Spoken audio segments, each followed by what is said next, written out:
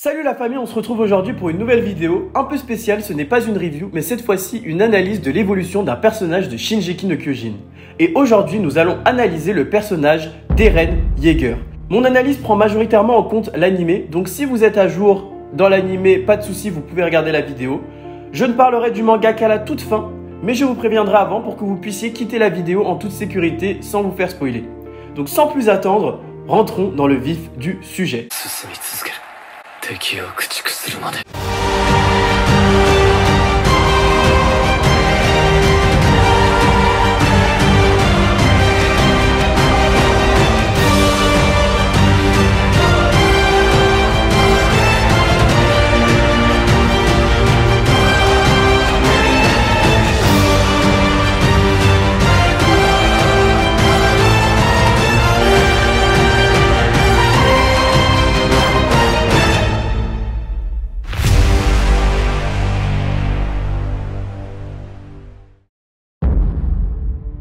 Eren est le personnage principal de Shingeki no Kyojin. Dès l'épisode 1, nous apprenons à connaître ce protagoniste qui semble rentrer dans les clous du héros de manga classique. En effet, ayant subi un traumatisme dès l'enfance, ayant vu sa mère se faire dévorer sous ses yeux, il décide de se lancer dans l'extermination totale des titans.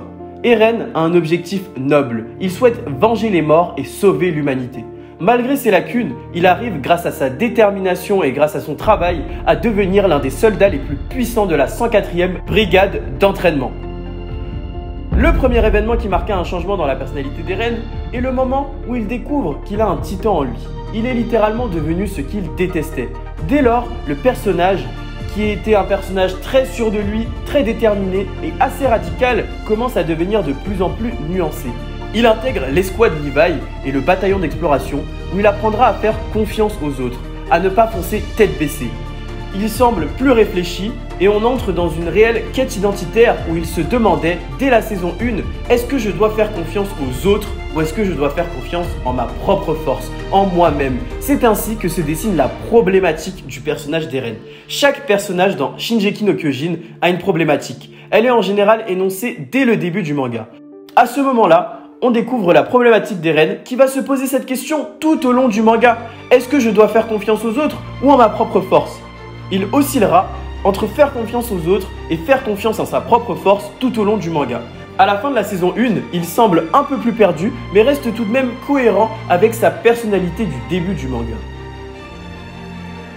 Le deuxième événement marquant, un changement dans sa personnalité, est lorsqu'Eren découvre qu'il a mangé son père pour obtenir ses pouvoirs de titan lors du début de la saison 3. Il découvre le crime de son père et se retrouve complètement perdu. À ce moment-là, Eren a zéro charisme. Il est complètement perdu, il souhaite mourir et pense qu'il est de trop dans ce combat et dans cette histoire. C'est assez rare de voir un héros de manga épique se lamenter sur son sort de la sorte.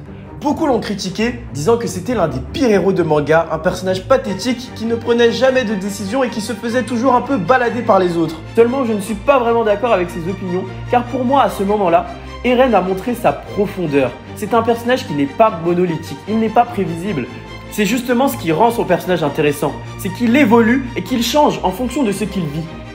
Il ne traverse pas l'histoire de manière imperméable, il sort changé de tout ce qu'il expérimente et de tout ce qu'il apprend. En ce sens, Eren est un personnage qui représente parfaitement la complexité de la réalité humaine. Tout n'est pas blanc, tout n'est pas noir, je trouve que c'est justement très intéressant car c'est ces détails qui rendent l'histoire d'Isayama très vraisemblable. À ce moment-là, il s'interroge toujours sur sa problématique, oscillant encore entre croire en la force des autres ou croire en sa propre force.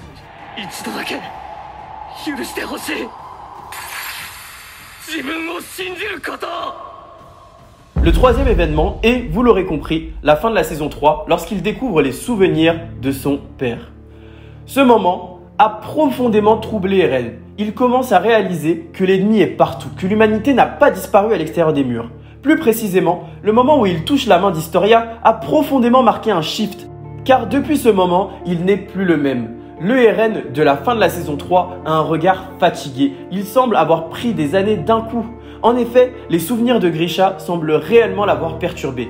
Eren, qui depuis le début du manga s'est juré d'exterminer tous les titans, se rend compte que ceux-ci ne sont finalement que les victimes. Il découvre un monde qui le dépasse complètement. C'est un moment extrêmement important dans l'analyse du personnage d'Eren car il marque réellement un tournant dans le manga. Le quatrième moment qui a décidément changé Eren est lorsqu'il a quitté le bataillon d'exploration pour rester seul à Mar lors de la saison 4. Lors de ce séjour, il a décidément changé. Durant cette saison, nous retrouvons un Eren complètement changé par rapport au Eren du début. Un tempérament impulsif et expressif, nous avons désormais un personnage froid, glacial, distant qui n'exprime plus rien. Eren est devenu complètement différent. Il semble beaucoup plus réfléchi et avoir décidément fait son choix concernant sa problématique. Il semblerait qu'Eren ait finalement pris sa décision, il n'oscille plus et décide de ne compter que sur lui-même et sur sa propre force. C'est un personnage libre qui n'est pas manipulé, dirigé par personne, pas même le bataillon d'exploration qu'Eren avait suivi jusqu'à présent. Même Armin et Mikasa n'auront plus aucune emprise sur lui. Eren a désormais fait son choix. C'est un personnage qui ne croit qu'en lui-même. Il est libre. Voilà comment Eren a évolué à la fin de cette saison. Beaucoup ont été surpris de l'évolution d'Eren dans cette dernière saison, mais je pense qu'avec du recul, c'était l'évolution la plus vraisemblable pour ce personnage. En effet, Eren a vécu énormément de dingueries. Il a vu sa mère se faire manger sous ses yeux, il s'est fait trahir par ses amis, il a appris qu'il a dévoré son père. On comprend bien que l'image qu'il se faisait du monde a constamment changé. Eren a également vu énormément de gens mourir pour lui. Personne ne peut se construire de manière rationnelle et correcte après tout ce qu'il a vécu. Je trouve que c'est justement ce qui rend ce personnage très vraisemblable et très réel dans son évolution. Bon les Animonly, merci d'avoir regardé cette vidéo. Si vous êtes juste à l'animé du coup, arrêtez-vous là. Je vais continuer en parlant des scans. Donc merci beaucoup d'avoir regardé et n'hésitez pas à revenir quand vous serez à jour. Alors, maintenant que tout le monde est à jour et que tout le monde a lu les scans jusqu'au 138, je précise bien, revenons très brièvement au moment de la 4e saison lorsqu'Eren a quitté le bataillon d'exploration à Mar. Pour moi, c'est un moment très important, car lorsqu'il quitte le bataillon, après avoir demandé à Mikasa ce qu'il était pour lui, c'est un vrai turnover. Mikasa nous l'a expliqué elle-même dans le chapitre 123, lorsqu'on t'a retrouvé, il était trop tard. À ce moment-là, Eren a changé.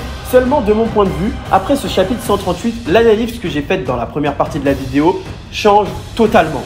En effet, même si tout nous portait à croire que Eren avait fait le choix de ne croire qu'en lui-même et en ses propres choix, je pense que c'est justement le contraire. Je m'explique.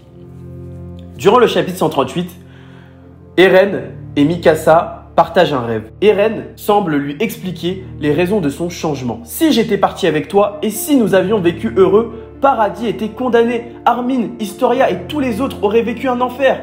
Dès lors, lorsqu'il demande à Mikasa de l'oublier, il semble qu'il lui demande par la même occasion de le tuer et de le libérer. Eren aurait finalement choisi de croire en ses amis. C'est parce que c'était eux qu'il savait que justement il pourrait venir à bout de lui et le tuer. Ceci explique comment Mikasa savait que Eren était dans la bouche du titan. Alors qu'on pensait qu'Eren avait fait le choix de croire en sa propre force, il semblerait que finalement, il ait fait le choix de croire davantage en ses amis et en le bataillon d'exploration pour venir à bout de lui. Il aurait fait tout ça pour eux, pour qu'ils puissent vivre longtemps et heureux après lui. Il se serait sacrifié pour représenter le monstre contre lequel toute l'humanité se serait alliée.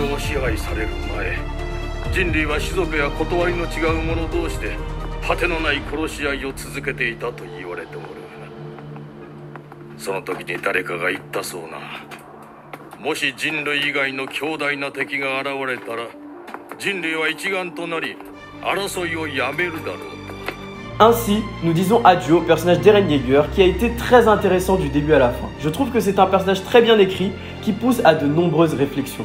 En tout cas, merci la famille d'avoir regardé cette vidéo.